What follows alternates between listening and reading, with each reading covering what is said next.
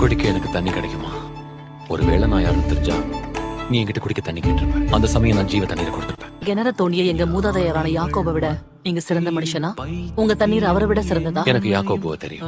இந்த தண்ணீரை குடிக்கிறவங்களுக்கு திரும்ப தாகம் ஏற்படும். ஆனா நான் கொடுக்கிற தண்ணியை குடிக்கிறவங்களுக்கு திரும்ப தாகமே ஏற்படாது. அதை நிரூபிங்க. முதல்ல நீ போய் உன் புருஷனை இங்க அழைத்து கொண்டு வா.